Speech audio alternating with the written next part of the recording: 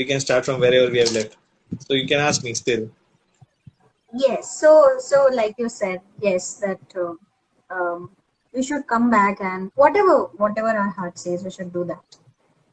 Yeah, that is very important. See, I was again telling you about this.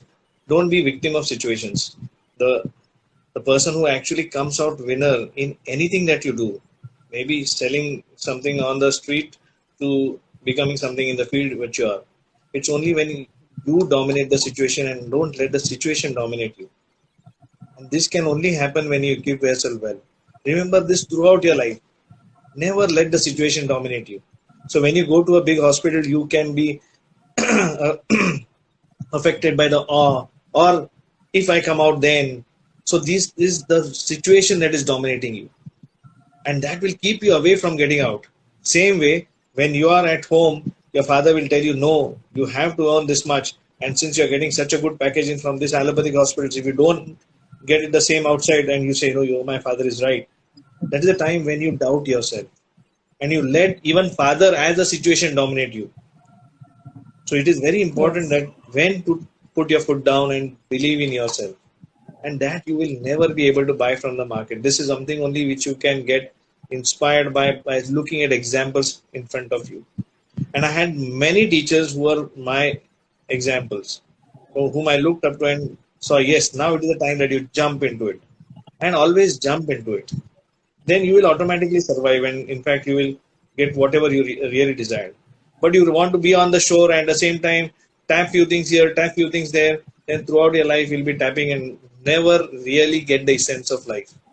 The essence is only when you keep yourself into it completely. What you have got yourself with, what did you come yourself with? Were you born with all the things that you have? No, you did not come with it, isn't it? You accumulated, and Yes. accumulation is more fun. Living by this moment is really a fun. And it will only happen if you adapt this way of not letting any situations affect you anytime. Swami Vivekananda writes in his autobiography that nothing surprises me. This is the first line that he writes. What does that thing mean? That anything that is happening in front of me today is not going to make me feel anything about it. It's just the way it has to happen. And you are set with a purpose. If your purpose was earning money, it is too smaller a purpose to have in life. The purpose always, I feel, should be beyond or more than yourself. If your purpose is beyond you, beyond, more than you, then I think the small insecurities won't bother you. They will never bother you. And you will always justify them. When you start justifying any situation, you are actually justifying your own fears. So look into yourself, look in the mirror and say, this is my fear and this is not me. I am the confident self. I should be able to do it. And then you will learn the art of doing it. Yes. This is the biggest lesson for today. I feel that we should not let the situations dominate us, because that is very, very important. I feel that if we understand this one thing, we can do anything in life, whether it is homeopathy or something else, whatever. So thank you so much for that beautiful motivation. That's really a lesson to learn, and that comes, I guess, that comes with practice. Yes. Practicing to be in the moment. Yes. To be in the moment is one thing. That there is something which I always feel, one small background that always helps you is spirituality. Spirituality is not about praying. Yeah. Spirituality that comes to you by your ancestors, by your parents, by your teachers, by your gurus. And it is about being away from all these things but still in that. It's like staying in the flow of water but not getting wet. Okay. If you can have slightest touch of this, then I think your way to success becomes more stronger. You stay composed in most of the situations. A lot of situations will not budge you. And let it be at a younger age also. If you get worse situations in a younger age, it is good because you mentally and physically are well equipped. But if you live by your fears and if you are getting situations at your older age, then your body is going to suffer it. So thank God if you got bad situations in your younger days. That means you are sure to be successful. That is the way you look at it rather than brooding over it. okay, and creating a constitution within you. Okay, just keep away from creating a constitution within you. That's so wonderful that we definitely we should learn and should be thankful for whatever we have, and whatever happens for the good. If we really like inculcate this thing, then everything becomes easy. Otherwise, everything is very very difficult. Even the simplest of things.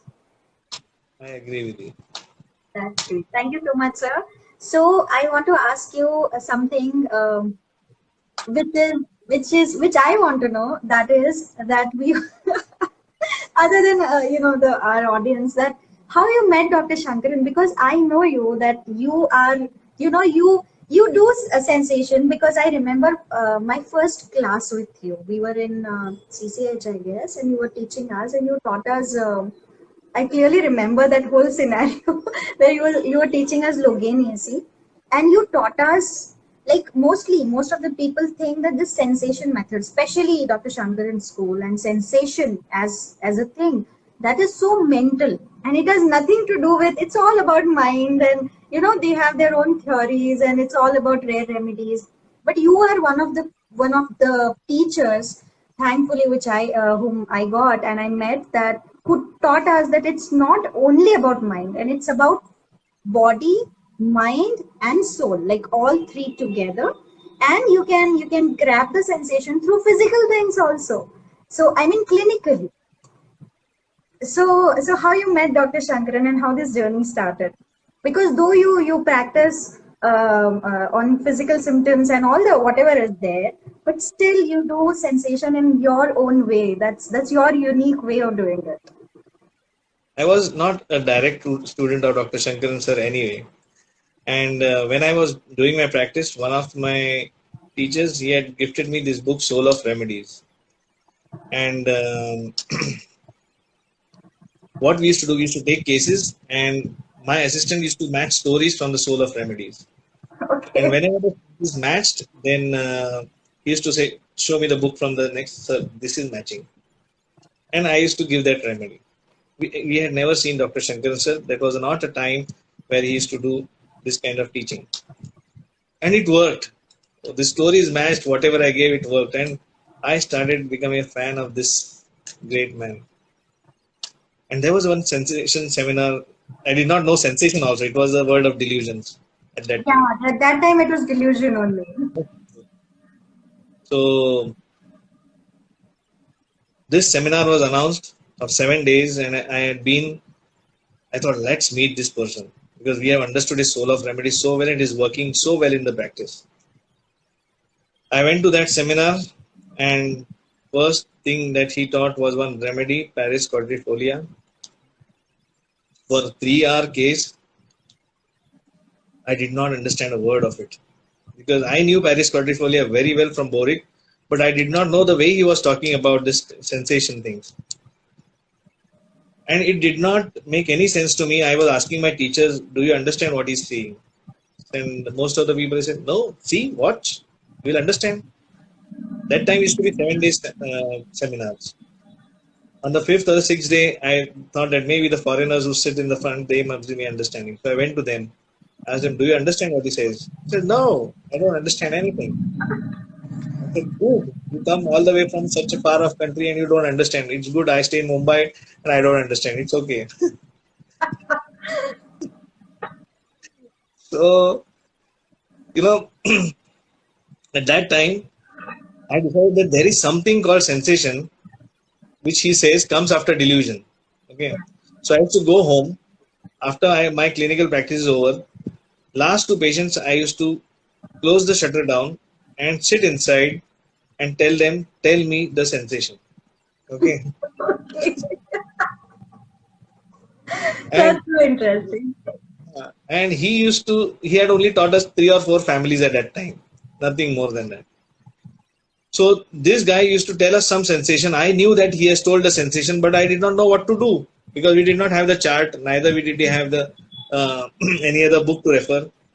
But that thing made me crazy, that there is something that is existing in the mind which we can know only after understanding the delusion. It became like a nasa, like an addiction to understand a person beyond his words. And when he speaks the source words. And I started following Shankaran sir wherever he went. He goes to Gujarat, I used to follow. He goes somewhere else, I used to follow. At one point, he was sitting in one of the seminars as a student, and people did not spot him. And I saw he's sitting here. It's such a big opportunity to meet him. So I went there, and he looked at me as the way he generally looks. And I told him, sir, I practice your method. So he said, okay, you tell me the cases. That time I went so blank. The blank is like when you propose a girl, what is the feeling that you have? It is once in a lifetime that feeling that comes to you. What he was talking, I was not listening because it was going beyond everything. I was just, just in awestruck by his complete aura. I did not hear anything what he said after that. My assistants were there, they told me that he has told you to say some cases. So he told, okay, I'll come in 10 minutes, you tell me those cases. So I told him few cases, and then he told me, you come to HRC, and then the thing started. But I will never still forget of meeting the master. And that was, I think, one of the best moments of my life when I met him, and there was a complete transformation. Though whatever I am made of is something different, but whatever I got transformed him with is with Dr. Shankaran sir, with Dr. Sarkar sir, Dr. Master. These are the people who actually I look up to in homeopathy. That they are the edges which have been carved on us, which make us do something what we really do today. Though there is now so many things that we do individually, but had we not met these big legends, we wouldn't have been the way we are now. And that's the way it happens to everybody. In spirituality, it is always said that there is no life without a guru. You understand? And nobody can understand what a guru is and what an Indian can do. We really have to find some guru, because it's a guru who actually takes you and tells you that this is what you can do the best. And you need a guru in real self, and not as a teacher as such, but whom you look up to with. And I'll not tell you it's respect, because respect comes out of fear. It is something that you look up to with an inspiration, with somebody whom you can relate to more than your mother.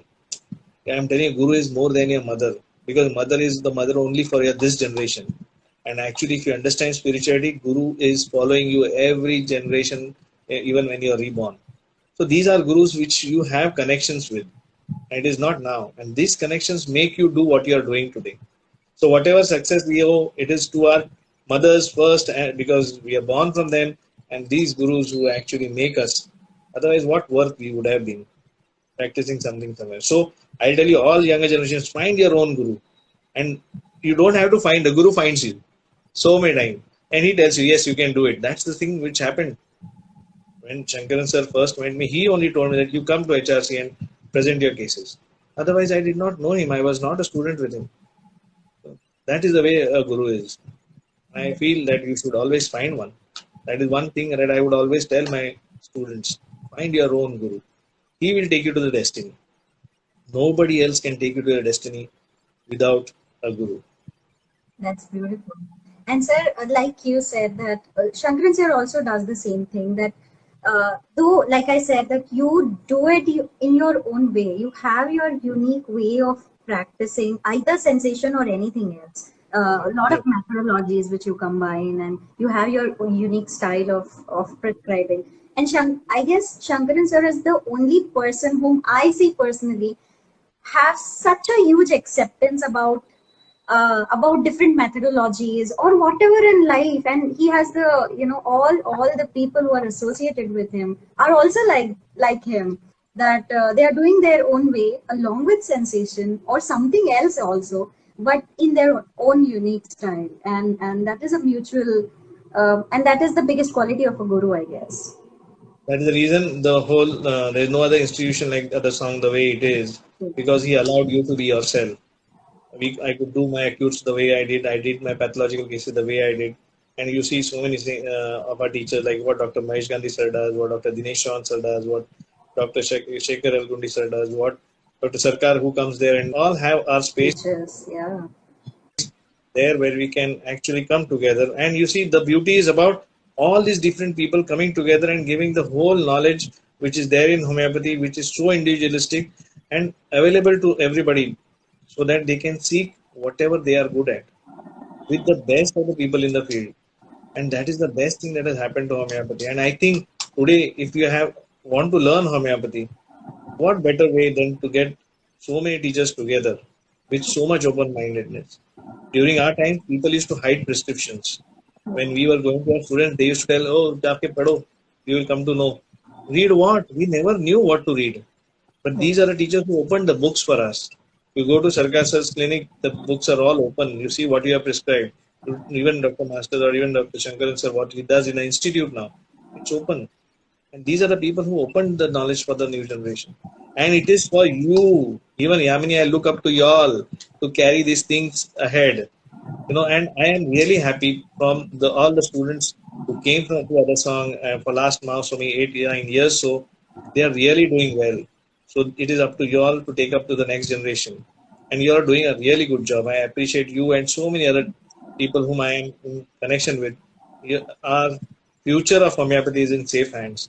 I feel so well that when I see you all doing so good things for the new generation.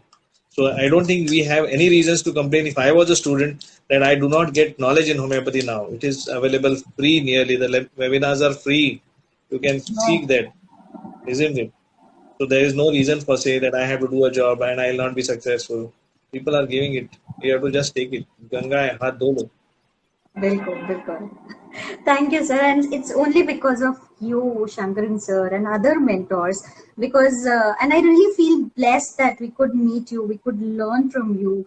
Whatever part it was or whatever time it was the most fabulous time for us that we could learn something from you. And we are still learning. It's not that we have stopped, but it was a blessing. It was a total blessing for us. And I'll tell you about my story that when I joined Other Song, it was the CCH was every week. So I had to travel. A lot of people ask me, how did you manage to travel every week? So 3 days I used to be in Mumbai and 3 days in Indore. And I was practicing. I had 2 clinics. So it was a very hectic, but still I feel I never complained about it. It was the most beautiful time for me because I was learning so much from so many masters. So it was a wonderful time and I really cherish that time, and whatever I am doing right now or I could learn only because of that particular course. So it was really beautiful. This is something that will be there with you life forever. Yeah. This beautiful moment. I'll tell you something which is very a part of me, that I feel so lucky that we are born in this era where these great masters have walked the earth and we have seen them in blood and flesh. Today, when we think about Kant, Boric, we have not seen them. But these great teachers are those ones who we have seen. We are so lucky that we are seeing all these masters in front of us and we see them and we know them and they also know us. Definitely. Isn't it? We are really blessed. All those people who don't want to do homeopathy are really not looking into this as a career. They are missing these things. They are the gods who are walking now. If you can't see them, it is your own bad luck that you are not opening your eye towards the reality. This is the best time in homeopathy. So I think you should look up to this as a career. If you really want to do something since you are into the field. Had you not been there in the field, what's the big thing about it? If you're in the field, then don't miss this era. It's a golden era. And I think COVID has also proved it. How we have done a lot of major change in today's scenario of COVID. So it has really proved that it is not a science of only looking at the mental symptoms, and it is not the science where you have to give the remedy and wait. We equally do changes for people in acute emergencies. And it's not only this system that has done it, is people from all systems have worked together, only from the mind, from the physicals, from the sensation. Everybody has worked together for a cause. So there is nothing more that is left now to tell that homeopathy works, doesn't work, it is slow, it is fast. It is beyond that. It is only up to your will now. And you look into yourself and say that this is my will or my fear that is keeping me away from it. Otherwise, it's a blossoming time for us. That high time that we choose this as a career. Definitely. And most of the people these days also, they come into homeopathy by chance or by fluke. I mean, it's not a choice. But when you are into this, then we can definitely, and this particular time from last maybe 5-7 years, this is a golden period already going on, and so many researchers and so many things, new things are happening.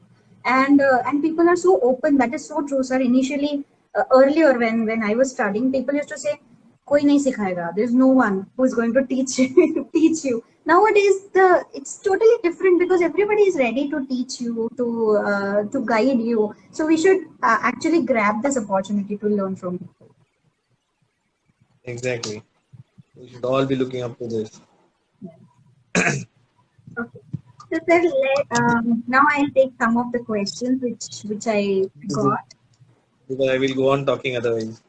No, we are enjoying. It's very good, and everybody is enjoying. Guys, please send some heart or send some write something. So there's an option of sending the heart so that we know that they're liking it. Oh, okay. I can see them. Yeah, can you see the heart floating out? Two hearts flying out. Yeah. Good, nice to see. And sir, while we are talking about different things, so a lot of people have this question in their mind that which method is best, because different people practices different methods, and they get, when they look at the seminars or then when they watch the webinar, they get influenced by some of the methods, but then they become confused that which one to practice, which is best for us. So what is your take on this? First of all, these methods are what we see are just an bifurcation of the same science to understand it more better. Okay, like I see Dr. Shankaran, who has followed homeopathy, understood a particular way, and that was one which made him go more further and understand it more better, and he convinced the people of this, and people of his sensitivities started practicing sensing method.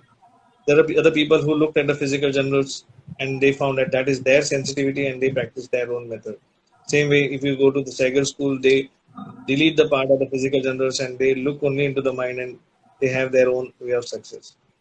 Now, everybody who's joining that has their own sensitivity towards it. You can't take up any method by the method of herd and by the method of permutation combination. It is you have to see what you are and where you are comfortable. That is a method that you choose. But if you look at any method, let it be any of the methods that are today prevailing, the only thing is to see what is peculiar in the person. There is only one rule in homeopathy. It is either individualization and generalization. All these great masters of who are the source people of these methods are doing the same by using their own way of doing it. Isn't it? Yeah. You have to see what is your sensitivity. If my sensitivity is to go in the mind and I'm good at it, then that is the way that you need to go about it. If my sensitivity is to understand the person from the physical generals, you start using that as a method. One.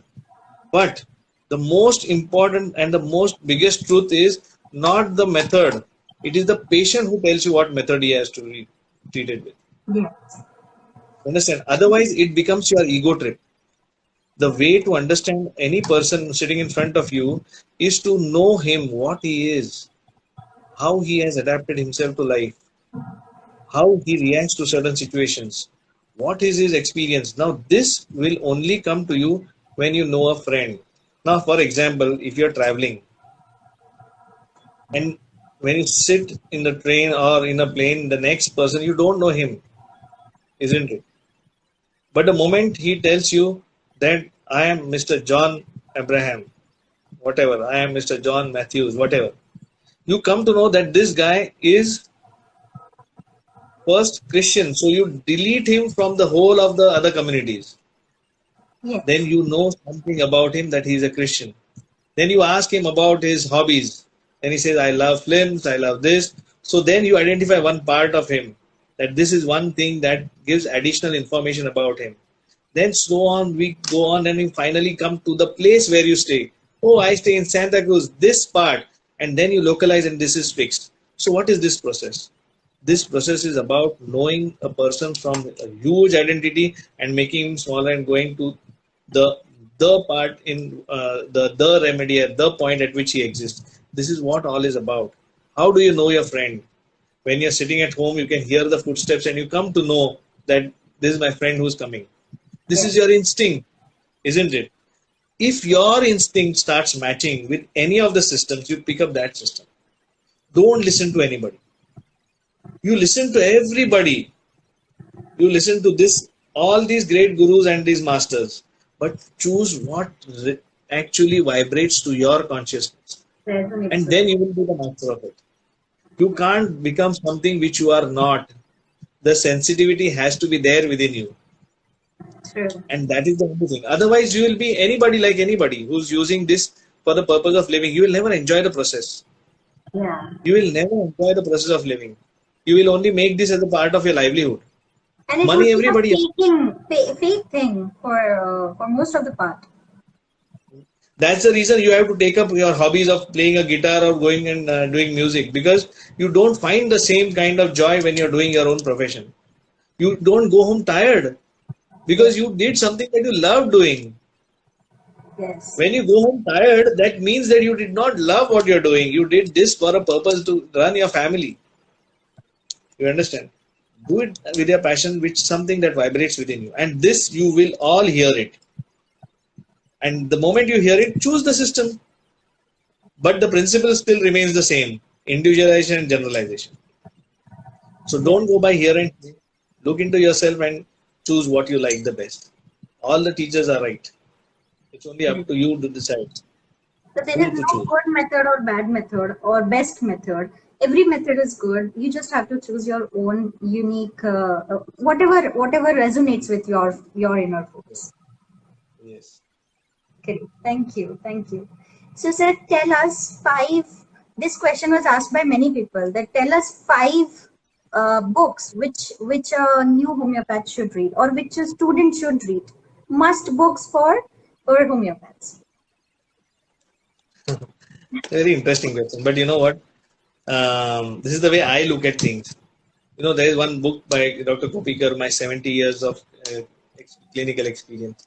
Yes. This book is about a story where he with his teacher goes to different places and they see the patients and then he describes the story and how he prescribed aloe to a person who was standing in the field, and he was about to take one step and then he doesn't take that step because once he takes the step, he will pass the stool.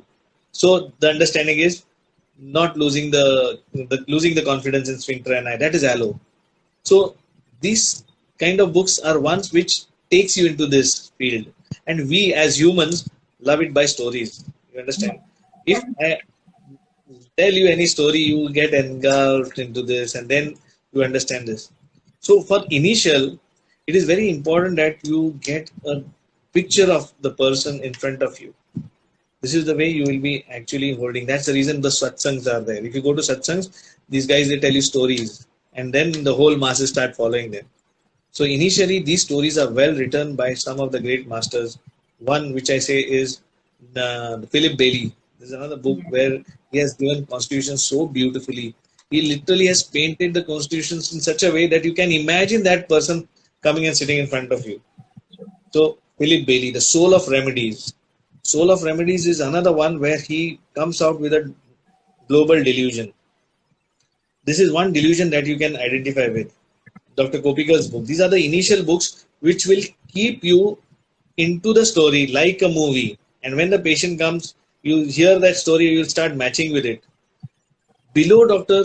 Shankaran's book in The Soul of Remedies, there is the rubrics, which are single drug rubrics. If your story matches and either of this rubric matches, your remedy is going to work. Your highest success rate will be there. But now when you go to hardcore homeopathy, once you have understood that homeopathy works, the only thing that helps you is to be convinced that homeopathy works.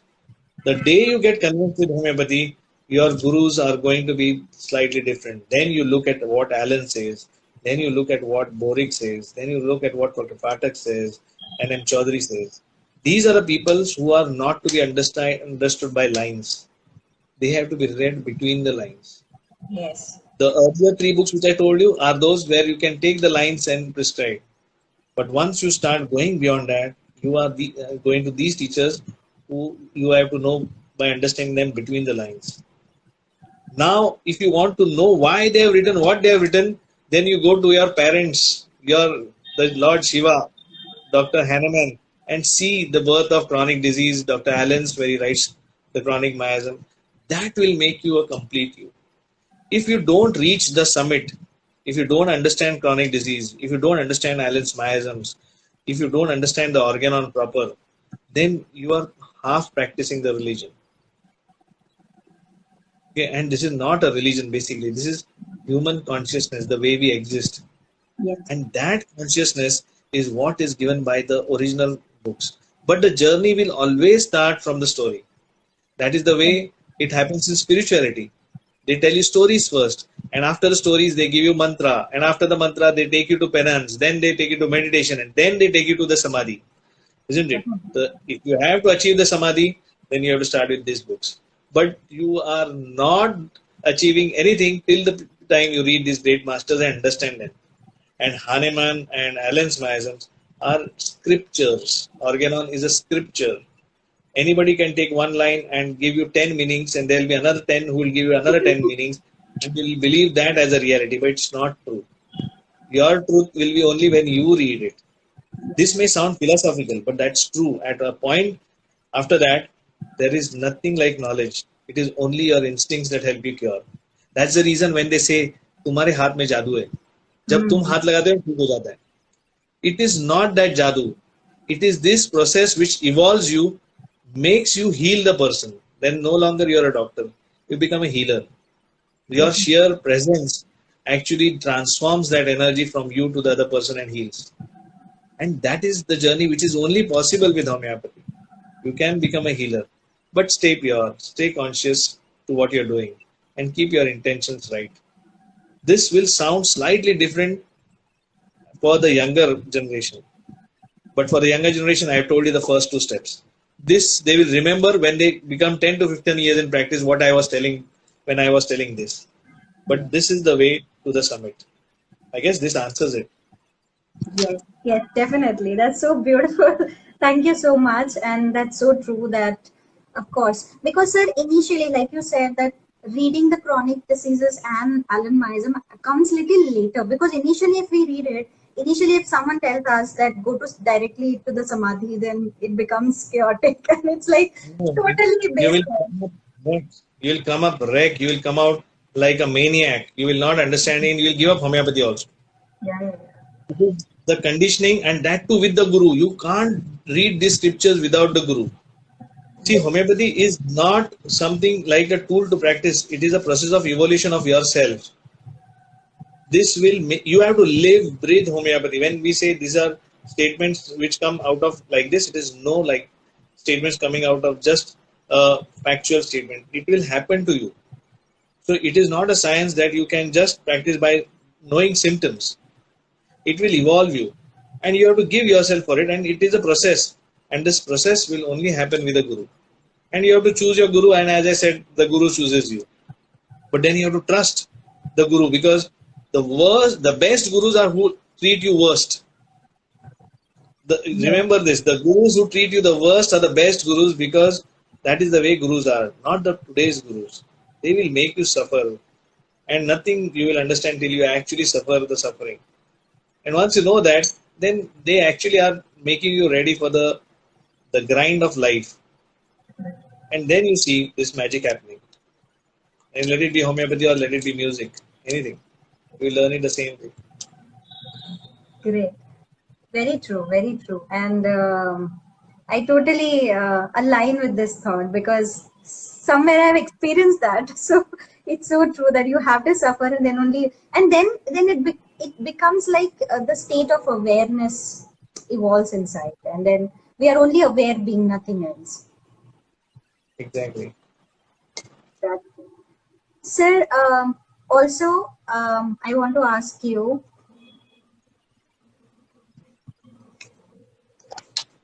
there are some questions.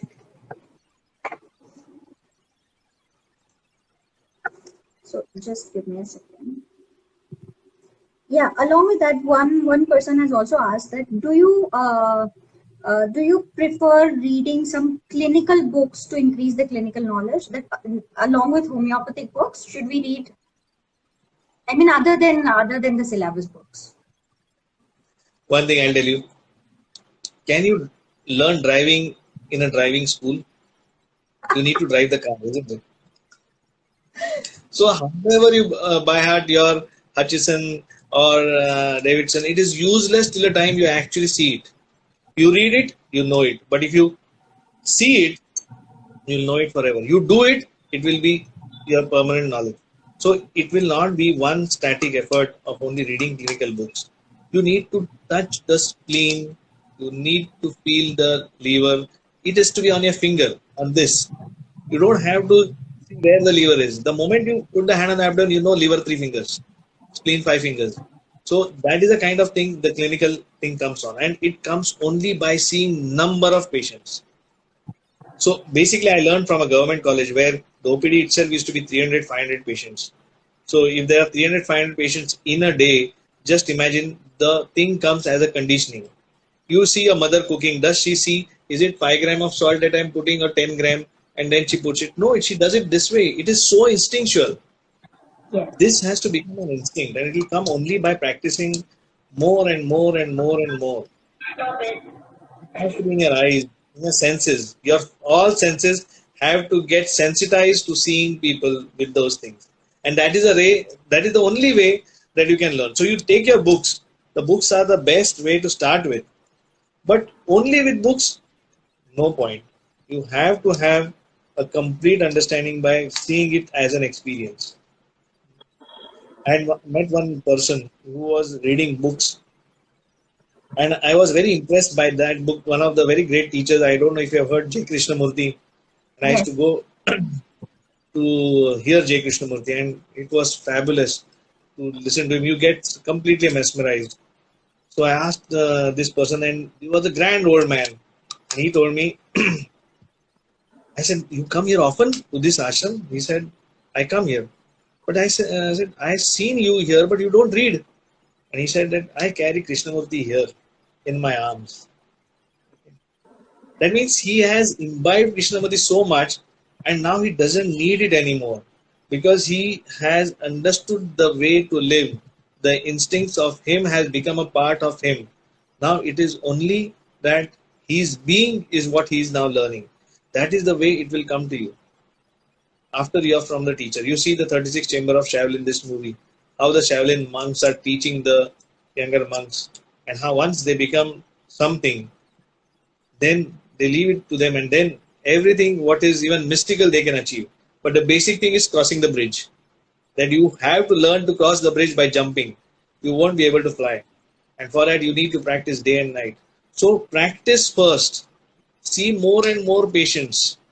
If you see thousands of cases of malaria, then only you will be able to treat that malaria. Thousands of cases of eczema, thousands of cases of each diagnosis. That will build you, not by the reading books. So be on the field.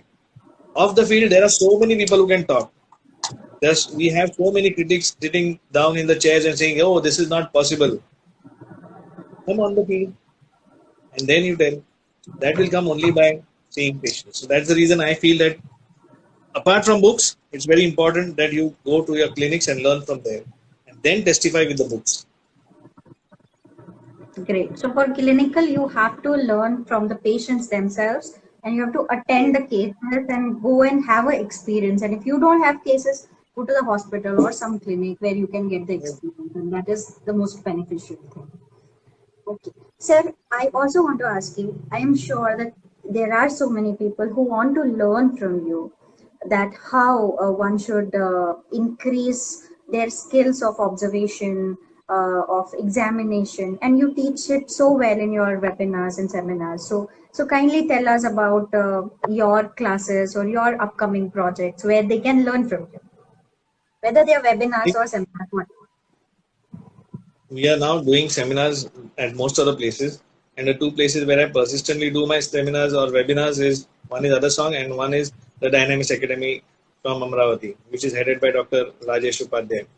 And this is a place where most of the skills, right from teaching the acutes to treating thyroid pathological cases, rheumatological cases, so many things have been taught as proper courses where we start right from the way of diagnosis, clinical examination, to understanding remedies, having an approach, a very systematic one where you will have minimal failures, to going to the remedies, constitutional, miasmatic, and also those remedies which will relieve you in crisis. So we are now building a kind of a structure where anybody who enters into our courses should be able to practice homeopathy with full confidence. Okay, so one is the way to understand homeopathy, the basics, the organon, the materia medica and everything, and then train them in microscopic details to understand different specialities. If you can go into the microscopic detail and every person is taught the clinical as well as the homeopathic equipment properly, then I think they should be able to be successful in practices. And that's what I have seen in last 25 years. Those people who have worked with me and are practicing are seeing themselves as successful clinicians and they have good results in the practice. So this is something that we are doing as a course with this Dynamis Institute of Amravati. There is an email you can write to them, dhp.amt@gmail.com, and you will know about these courses. The courses that we are coming up now is one is PCOS course, the course in thyroid and rheumatology. So the courses are 6 days courses where we take from the basic and look into thyroid as a pathology and then teach them how to treat thyroid, as well as in pathological cases we start from the miasmatic understanding of Dr. Allen, Dr. Hahnemann, and teach them how to apply miasms. Similarly in PCOS, which is such a burning problem now. Until earlier we were prescribing only empirically, but what we have found now is a systematic way of understanding PCOS and why we have to prescribe at what moment with complete evidence-based understanding is something what has changed the way we practice now so dramatically that earlier in case of infertility we never knew that we are going to do any changes unless and until there is some evidence, and even if there is an evidence we did not have much to do. Now we know we can do certain changes. So we have made a kind of systematic way, which first thing is easily adaptable. Anybody who takes it up will be able to adapt it immediately. And that is what we are actually coming up with as courses. So people who are really interested should write to them. Maybe they will get a good insight. And we are a group of many teachers, like Dr. Sarkar sir comes there, Dr. Ashok Gorkar sir comes there, Dr. Rajesh sir, and many other teachers who come there to pool in this knowledge. The whole aim is to make this into a clinical institute of learning. We are not there teaching theories. Of course, theories are a part of the learning, but we are there to impart clinical training to people who aspire to make a difference in their clinics. And that is the whole mission of this particular institute. And we are full-fledged into it. And those who really want to see their future into clinical practice, kindly look up to this, kindly write to us. We'll be more than eager to help you show whatever we know till now has helped us in our success. And of course, we have teachers like Dr. Sarkar sir, where you can just stand by the kind of experience that he has. And these are the people who are there to guide you. So I guess that is one way that you can learn from us, so that nothing gets left out in this process. Yes, and that is a huge opportunity for most of us, sir, because that systemic learning is very important. Because we learn here and there, and then we don't know the whole thing, and we don't see that many patients, and then we get confused at the end of the seminar. Most of the seminars, it's like that. But if it is a small course or everything systematically, it would be very beneficial for everyone who is going to attend it. Sir, similarly, I'm very thankful. I'm reading your book these days. I'm in the middle of the book. I have not finished it yet, but I'm really, there are so many insights about thyroid. I mean, there is everything: the case taking, the physiology part, the pathology part, the repertory part also. Repertory part I haven't read that much, but I could understand that how you worked, and I also attended the webinars of the thyroid topic, and it was so beneficial. So I want to ask you, how this thought came to you to write a book on specific disease condition, because that's rare, that's not there. No, we always write about philosophy and how to do about it, but not like you wrote this book, fever. And I have gifted this book to so many of my friends, and they are so happy because when I read that book, because we fear fevers. We don't take up them whenever it is 101, 102, and it's like, you get frightened कि अभी क्या होगा, and we use paracetamol or something. But since we have like learned the way of case taking and way of handling fevers from your book, that was really helpful, very helpful. And now this thyroid book. So how did this thought came to you to write up a book on specific like disease pathology? See, when we started our practice, everybody have their own realities. Like the place where I was practicing, people used to walk in with any kind of problem, and the commonest was fever. And when I asked so many of the teachers at that time how to manage fevers, I did not get my answers, because most of the seminars at that time were about chronic cases and chronic diseases. So there was nobody was answering confidently. And now the thing, I'll tell you one of the very important stories which I learned from Dr. Shankaran sir only. He must have forgotten it, but I still remember this. There was one case which was referred to me by my teacher. It was a case of a patient with renal failure. It was a case of bilateral atrophy of kidneys, and the creatinine was 14. So I took up the case. I was a newcomer in Sensinian method. The remedy came as Chininum sulf. I prescribed the patient Chininum sulf, and the case went on. At every point where I got stuck, I used to write to Dr. Shankaran sir, at this point what to do. So he used to tell me, do this, do that. It went on. At one point, what happened? The creatinine came to 8 or 9, and the case did not move, or some 7. The case did not move ahead. I was just 6, 7 years into practice. I wrote to Shankaran sir, whatever are we doing, is it going to make a change in the kidneys? Because the patient is asking me for going for dialysis. So what should I do? No answer. So I again wrote to him. There was no answer. At that time, sir used to not have seminars. It used to be video seminars. There was a video seminar.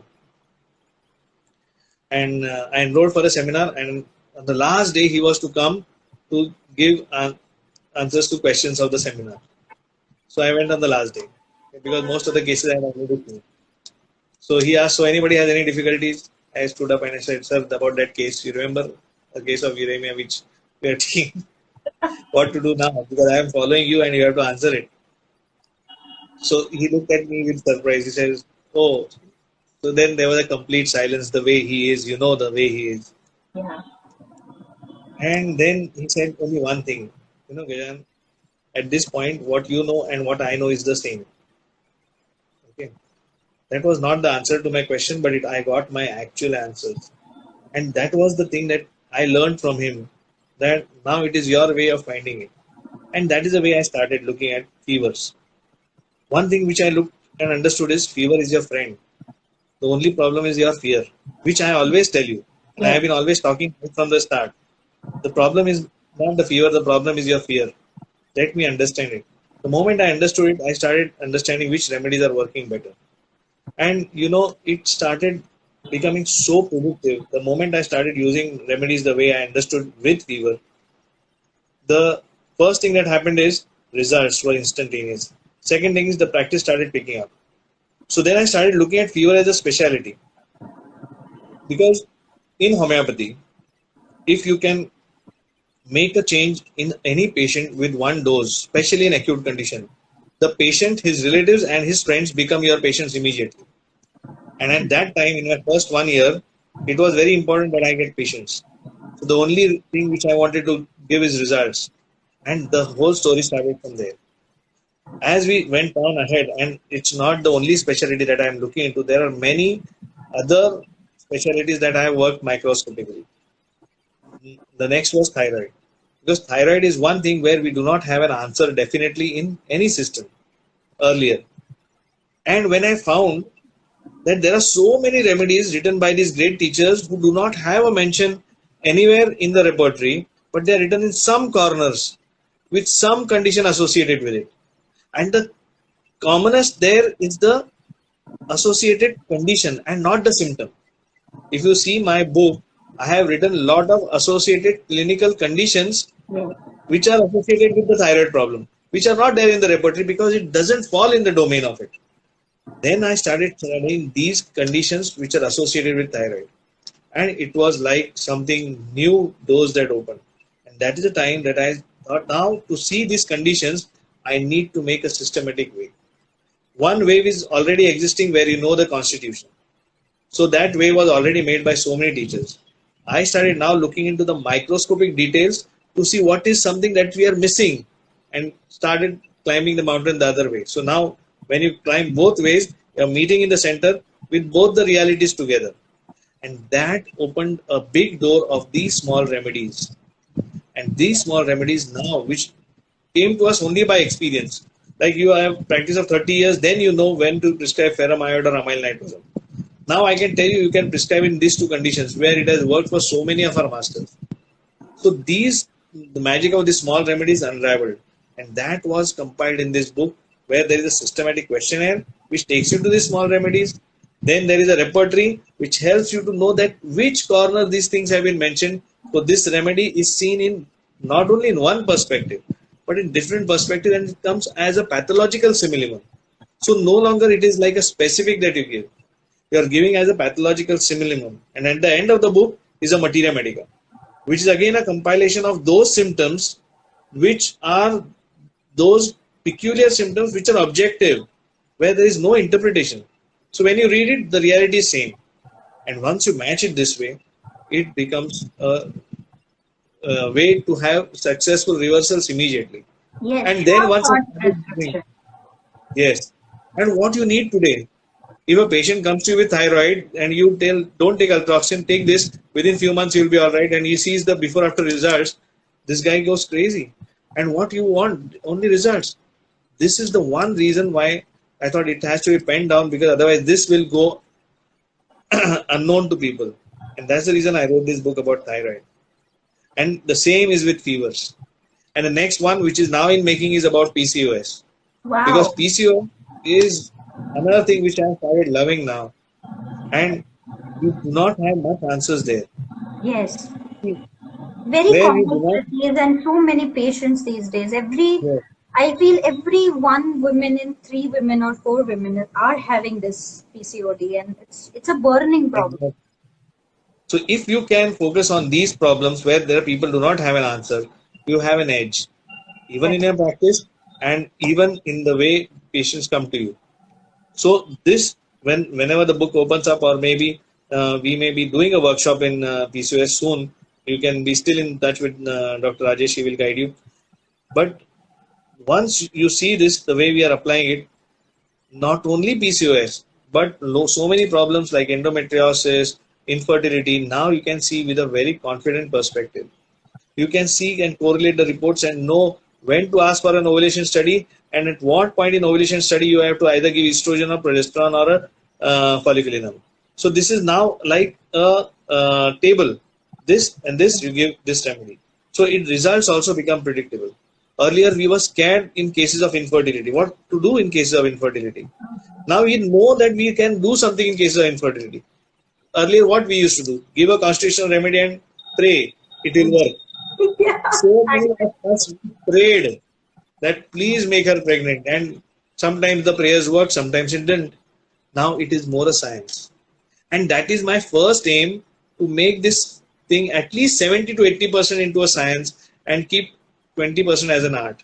Because unless and until you don't make it into a science, huge amount of people are not going to practice this. Definitely. And that should be a public thing. Yes. That's the reason people don't look at look at us as a science. They think this is cult. The allopathics look at us in that way, but that is the reason is because we are not made into a science.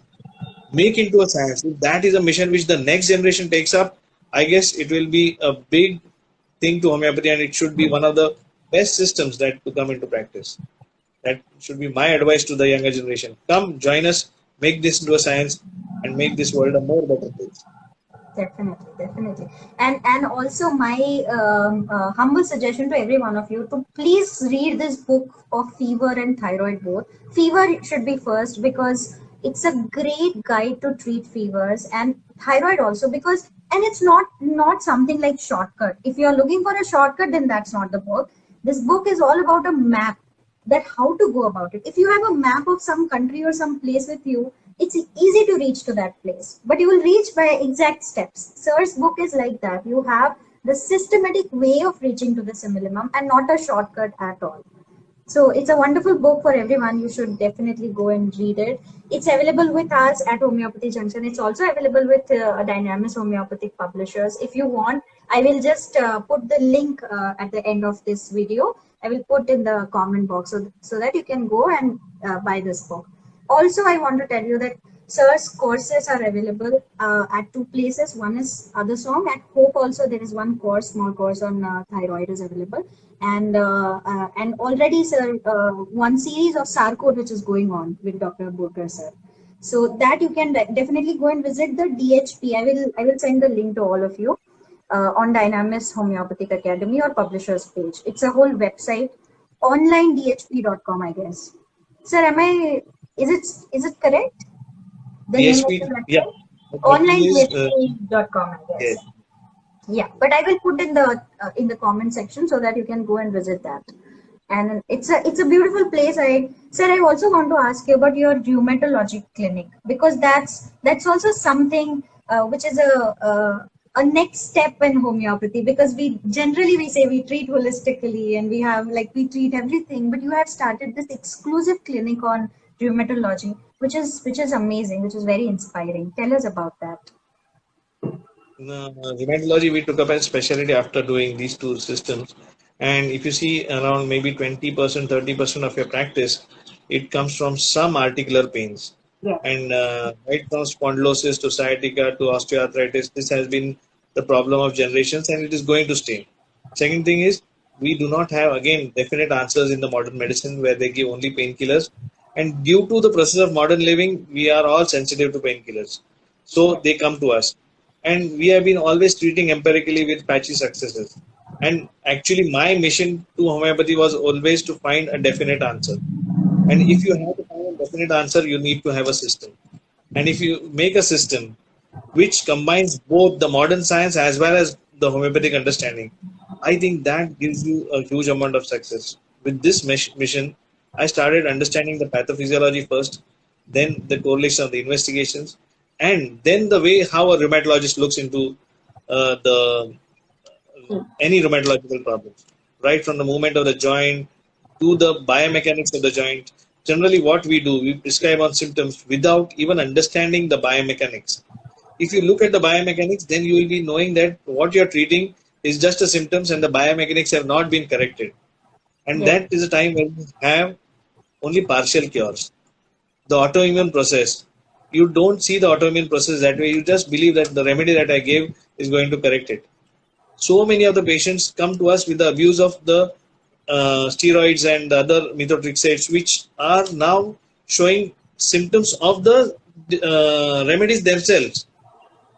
And that envelopes the whole constitution. How to decipher them so that you can see the constitution clearly.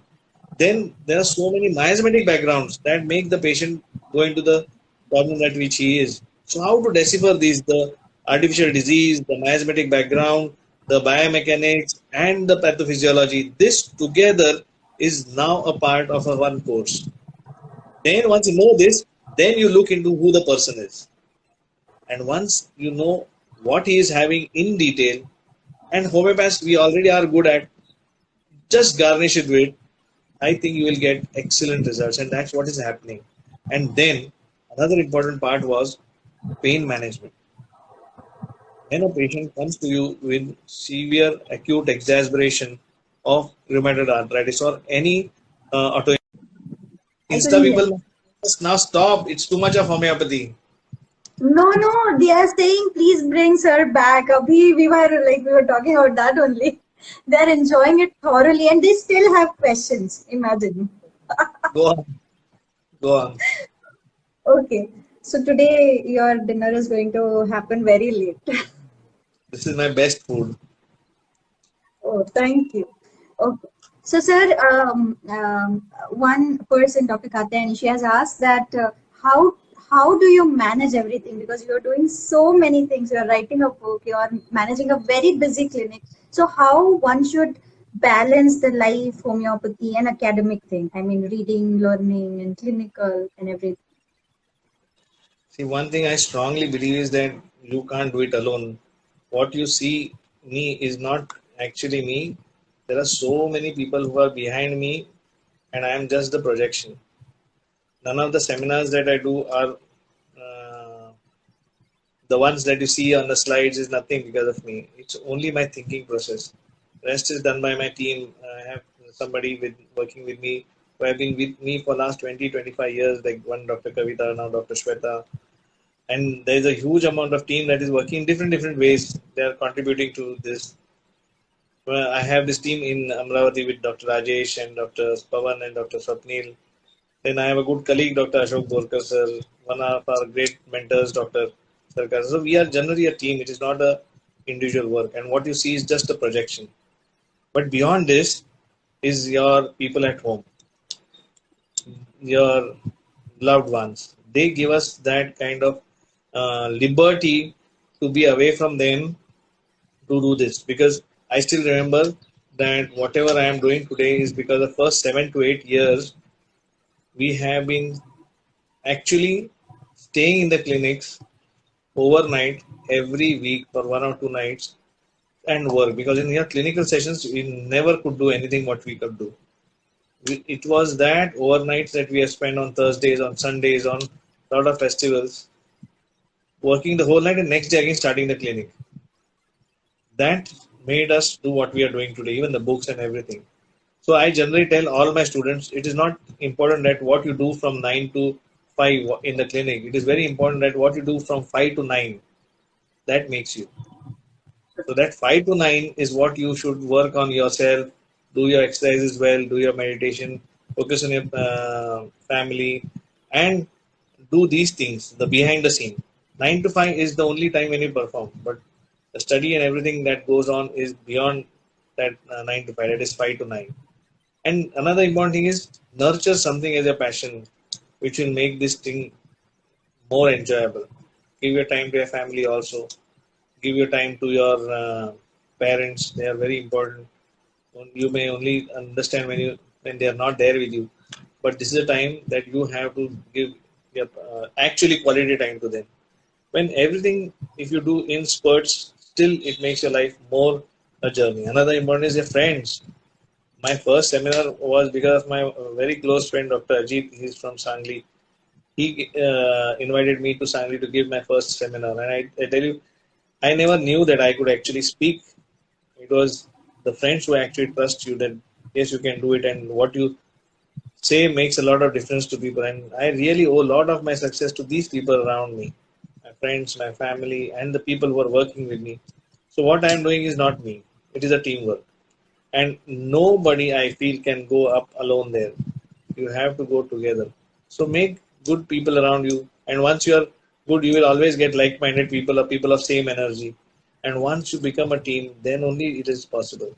So make that team. So all those people who are really having any desire to do something, make a teamwork. And teamwork is only the mantra to success. That is the way. Thank you. Thank you for answering. So, in short, can you tell us how to deal with the acute case? Oh, this question is to be first. See, when you're dealing with any acute case, first thing, what generally homeopaths do is to see for symptoms. I feel that you should see for the vitals. If the patient's vitals are stable, then you start looking for the symptoms. Because suppose you have a case of asthma, you don't know if the patient is in status, and you start taking the symptoms. By the time your remedy you prepare and give, the patient will not be there to even take the remedy. So it's very important that look at the vitals. Once the vital systems are stable, then you look at the symptoms. Now, one thing is very important, that symptoms are not what has to be seen from your own way of looking. Suppose I am a follower of sensation method, I am trying to look into it to find a sensation. Somebody is following the mind, he is looking at the patient to see the mind. That's exactly what you should not do. There's only one thing that you should know and sees what is something that he is doing different at this moment, which is very peculiar. So let it be from the mind, let it be from his um, physical journals, from his discharges, from his looks, anything, all his behavior, anything. If you can develop this knack, then you are going to master this idea of mastering acutes to see what is different. And that is something that you will develop by only looking at patients more and more and more. So always remember this. First be clear of what you are treating. Okay. Never in a case of acute go on your instincts that what I see and the symptoms on which I give will help you. There will be one case in your next 50 that will really turn the tables exactly opposite, and you may not have that patient waiting for you. And I have seen so many homeopaths doing blunders on simple cases, and the patients give bad name to homeopathy. When you see people talking bad of homeopathy, it's because of the experiences of something similar. So in acutes, look at this thing. Look at that something different, the peculiar symptom. That is the only guiding way to look at the picture within. Secondly, don't get dogmatized that I should be finding the constitution every time. You understand? Because it is not possible to find a constitution of a patient who is in a comatose condition, or who is completely breathless, or sometimes who is in agonizing pain. You need to relieve him first. And every time the patient is expressing symptoms which are peculiar, the only problem is we don't see because we are in our own state. You need to come out of your state and look at the symptoms which he is throwing at you. That will be the best mantra to understand it. So one, clinical diagnosis, then the symptoms, and then the peculiars. Then you go to the materia medica, the repertory, and repertorize. You will surely find success. So one important thing is meet your fears. That this potency will cause an aggravation, this potency will kill you. These are myths. If you are given even a higher potency to a person, you will see a homeopathic aggravation and not a killer aggravation. A homeopathic aggravation is going to aggravate and going to subside. And the same symptoms aggravate. There is no third, fourth symptom aggravating. If there is a third, fourth symptom aggravating, that means you are wrong. You have made a wrong prescription. So focus on it and correct it at that time.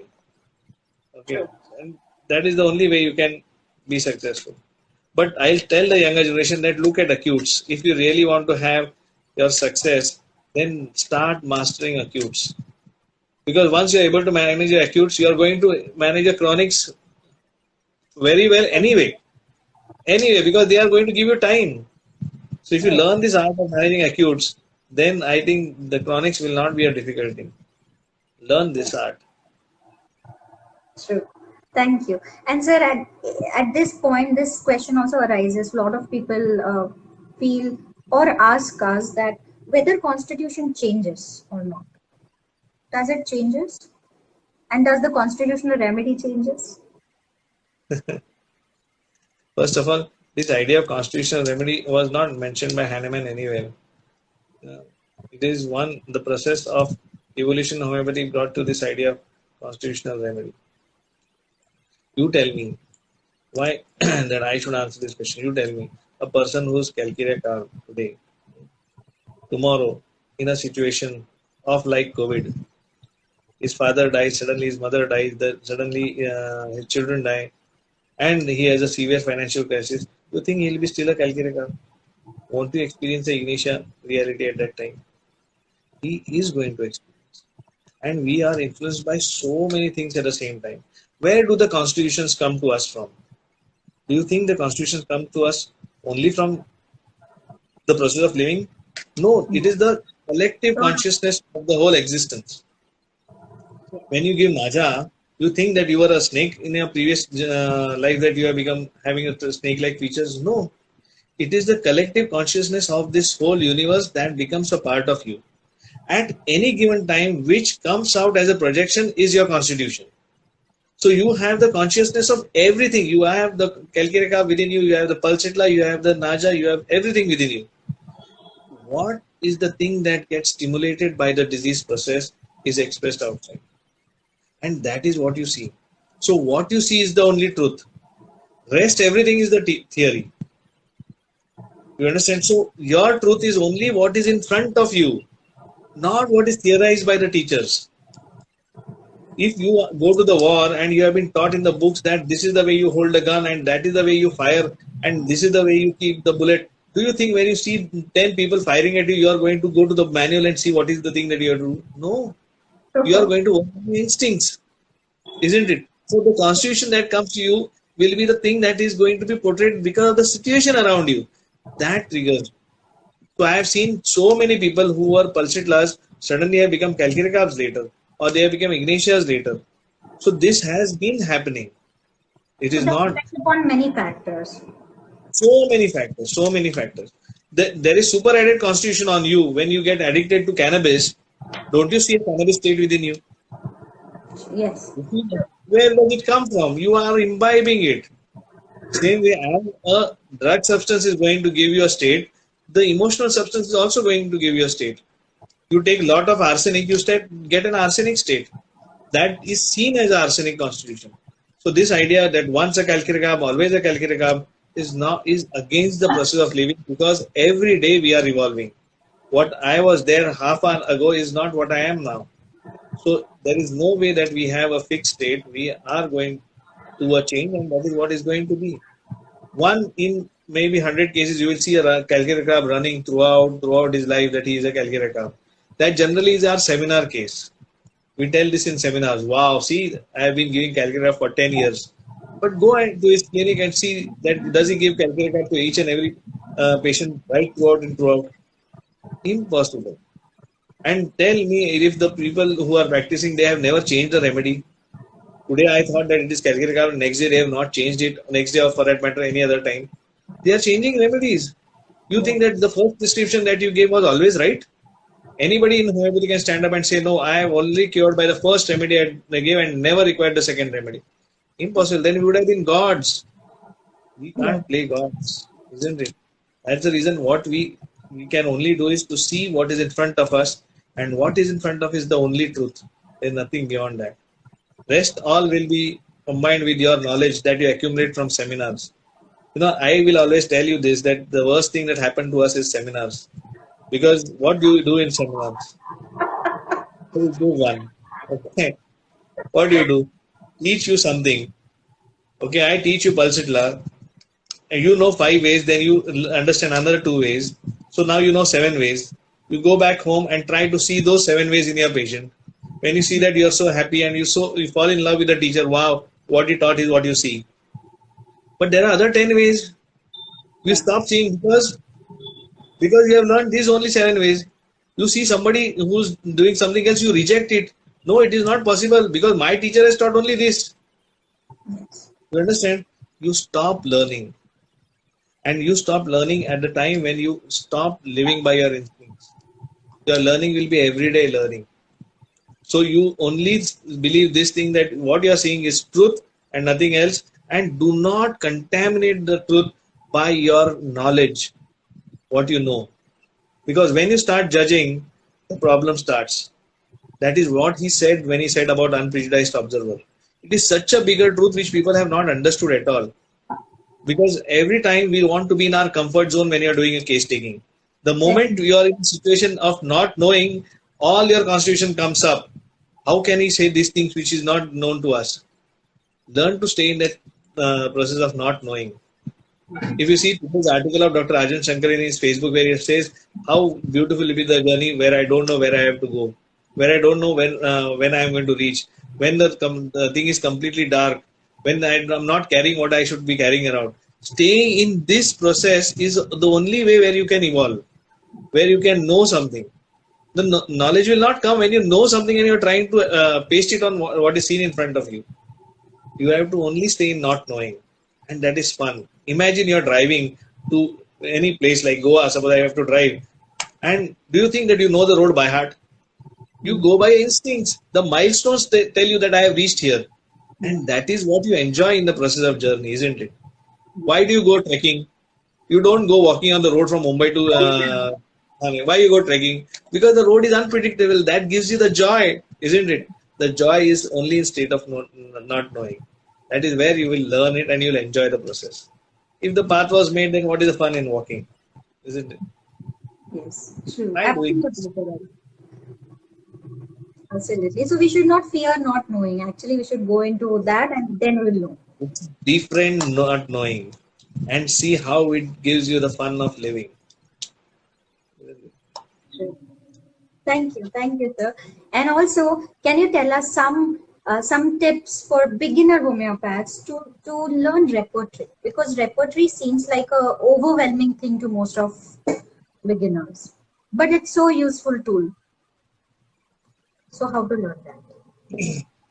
See, repertory, I think it is one thing without which most of us can't exist. Okay, except some teachers like Dr. Sarkar sir who has Materia Medica by heart. Okay. Yes, repertory also by heart. He will tell you the rubric as well. So those generations are now extinct except for the master who is now prevailing with us. But repertory is the only way with which we can have an access to the whole Materia Medica. Now, learning the repertory, first you should know which repertory has what in it. When to use Patak, when to use complete, when to use Nair, and when to use this. So this is already given in our basic understanding. Now, the problem with the repertory, especially the mechanized ones, the computer is what you put to it. If you put crap, the thing that is going to come out is crap. You understand? So the most common thing which I see is people take anything and everything and put it to the repertory. They end up with some polycrest remedy, they give it and it's not successful. The pre-step about repertory is to finding what is peculiar. Yes. And if you can find this peculiar, only note down these peculiar symptoms. And once you find those peculiar symptoms, the best way to start for your repertory is Fataks, where you have right from clinical diagnosis to simple symptoms. Everything. And once you start using Fataks repertory and you see those remedies coming in repertorization, please give it, because what Fatak sir has written is what he has verified in the practice. Okay. For all beginners, I will tell you that start with Fataks. If you want to go to the mind part, start with 𝐶𝐚𝐧. And the best way to understand 𝐶𝐚𝐧 is to take one rubric, take the dictionary, understand what that thing means, and literally go on reading these remedies for that. If you're reading these remedies, you understand what that particular rubric means, then this is what you're going to see in your patients. So this is the two basic things that you need to actually rely on. If you can understand it this way, I think you will get the first line of success. And then you go to the other specialized repertories like 𝐵𝐼𝐻𝐼𝐴, which I use a lot in my practice, especially in fevers, where I see two symptoms existing, I will convert them into concomitant and see it from 𝐵𝐼𝐻𝐼𝐴. And when you are using 𝐵𝐼𝐻𝐼𝐴, again the success rate is very high because he has only given symptoms which he has cured. Yeah. Then comes Nair. But for all beginners, I feel 𝐵𝐼𝐻𝐼𝐴, Fataks, and 𝐶𝐚𝐧, these three repertories are enough for the initial days of success. So they should rely on this. Another thing which I would always tell is to refer to Borik's repertory also, because he gives lot of clinical conditions which have the pathological remedies for it. So just confirm it from Borik once before you prescribe. That is the key to success. Stay with this for a few years, then the next step will automatically happen to you. Correct. Thank you so much, sir. So last question for today's session is, what are this question I also like, that what are the do's and don'ts for homeopaths? Some of your tips. Though you have spoken about it, but still. The limitation of a homeopathy is the limitation of a homeopath. Understand? Because see, there are certain homeopaths who will be able to treat certain conditions, and certain homeopaths won't be able to treat certain conditions. It entirely depends on your own acumen. So there are so many cases, like surgical cases, which have been reverted back with homeopathy alone. I'll tell you one story. Many years ago, maybe around 10-15 years ago, I heard about an ENT surgeon down south somewhere in Andhra Pradesh, that he used to treat only cases with homeopathy, and there was a whole government hospital ward which was treated with homeopathic medicines. I went to him to that place where I did not even know the language of that place. I stayed with him for 7 days. He was an ENT surgeon, practicing ENT only, and he used to repertorize and treat, and no surgery is done in his ward in that government hospital. So, and only thing that he was taking was physical generals, not a single mental symptom. So I asked him, sir, why do you do this? He was 70 years old at that time only. I said, why do you do this? That you see only the mentals, there are so only the physicals. He said, that is the only way I understand. Because in our college, they don't teach us how to take mentals. He was an ENT surgeon. So I relied on these books and it has worked for me. And the way he did it was so perfect. No, why I'm telling you this is it is your limitation that you have to make into your what do you call success mantra. Means what you are lacking is what can be your success mantra also. Yes. And how Very, to very use that is very individualistic. I'll tell you one story. There was one man who did not have a right hand. Okay. And he goes to a teacher to learn Kung Fu. So the master says, I will teach you only one step. In this one step, you should be not be asking me any question why I'm teaching you this step. I'm just cutting it short so that you understand the gist of this question that you have asked. So he teaches him one step only and he tells practice. All others he's teaching everything else. There's a tournament in the particular town and he says you enroll for it. So this guy says, but you have taught me only one step. He says, but I have told you have to enroll, and when a guru tells you, you have to do it. So he enroll. It's a first round and he wins. Second round, again he wins. So this fellow says, this guy is making fun of me.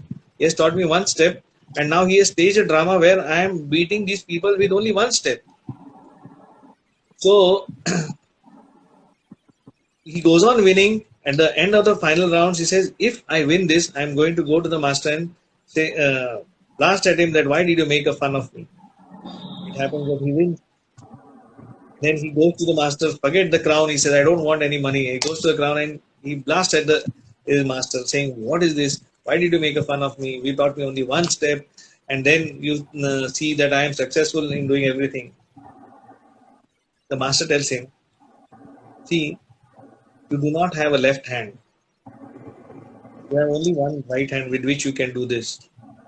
But the counter attack to this offensive action is to hold your left hand. And you don't have one. So any opponent who has to win on you has to hold your left hand. There is no way that he can win on you because when he tries to hold it, there is no left hand to. You understand? So this is where you make your weakness into your strength. So all of us have some weaknesses. Focus on them and make into your strength. The day you understand this, then I think nothing is impossible. Always remember, make your weaknesses into your strength. That is what I would always tell. Remember this forever. Make your weakness into your strength. Don't let situations dominate you. Go to the microscopic details. Do not forget your old masters. Learn the new, but always stay with the old. And your complete dedication and the purity of intention. Nothing else will take you to whatever heights you want to. Right from money, fame, everything. Everything is there in homeopathy. Love it. Live it. Thank you. Thank you so very much, sir. It was amazing, wonderful time, and we have learned so many things. And I'm sure that people have got their answers, inspiration, motivation, and everything they wanted. So I'm sure that they are going to love it, and they will watch it again and again to get the motivation on a constant basis. Thank you also for giving me this opportunity to speak. I am not used to this kind of speaking, but I took it like a chat, like the way you Definitely. And aptly named. it was great. You are wonderful at everything, and we really enjoyed it. And we are sorry that we took a lot of time of yours, but we really enjoyed it. So we are very thankful and grateful to you. So I also had a lot of free time so that I could spend with you. And as it is, I was looking forward for this session because I have not met you for a long time. And this was something innovative where you talk to people not as a seminar, but something that you yourself are. And maybe if some of my words, if they can inspire some people, it will be worth being a homeopath. That is what our always mission was. Even if in our life we can create 10 people who will do this art in the near future, it is enough. It is a big thing that our life has rewarded for us. Only 10 people that we need in our lifetime will take this thing ahead. Then there is no question that homeopathy can be ever extinct from this planet. And I think there are so many people that you are looking at, and what your job that you both are doing, or maybe this homeopathic junction as a group is doing, of enlightening, I wholeheartedly appreciate. I Thank you. give you a lot of congratulations, best wishes for your mission. Keep this mission on. We'll be always there to be help you in case you need anything from us. And I love you all and all the participants for listening. In spite of these breaks, they are coming and joining again to listen to us. I love you. So it was fun talking to you. It was fun, and it was really inspirational talking to you. Heartfelt gratitude, and Vaibhav is waiting there for from half an hour to say thank you. Thank you. Thanks a lot. Thank you so much for joining. Vaibhav, you wanted to say thank you, or it is enough now? Let it go. You would have killed me if I haven't took it. I just wanted to thank you, sir, because you always taught us, that practical things which, which really wanted to know. For we are the beginners of this homeopathy, and you are the master of these things. So like you, only just born early. That's all. Nothing else. I'm just born early, so nothing else. You and we are same. Don't worry. thank you so much, sir. Thanks a lot. And I really wanted to thank you from all the viewers. बहुत सारे लोगों ने मुझे बहुत सारी चीजें लिखी, personally मैं देख रहा था. People are enjoyed it a lot. वो बहुत ही, it was really amazing. Thank you, sir. Sir, there are so many messages coming in the chat box that they have enjoyed it. So we are really grateful to you. I love you too, sir. Lots of love. And we are really looking forward to meet you in person once this situation settles down. You don't know, I have driven to Indore just to be in Indore to enjoy the food before I met you. Okay. So that you told us last time. This time now also we are inviting you very warmly that once this COVID thing goes down, please come to Indore. We'll be more than happy. Surely. I would love to be there. Thank you. Thank you. Good night. Thank you and good night. Thanks a lot. Thank you guys for joining us. And next month we will come up with one more session of Tea Breaks Diaries. Now we will continue this, and we are really thankful to all of you. In spite of all the technical glitches and problems, you have joined it and you have sent your questions. And thanks to Dr. Gajanan for sure that he has taken his precious time, because we all know that how busy he is. He's doing so many things, the books, the clinic, and it was generally a dinner time. But still, he remained with us and taught us so many things. Thank you so much. Okay. Okay, Katyayani, for sure. But for that, you have to come to Indore again. Okay, thank you so much. Good night. Yeah, names of the books. Sorry. So names of the books are, first book of Sir was Conquering Fever with Homeopathy. Second book was Conquering Thyroid with Homeopathy.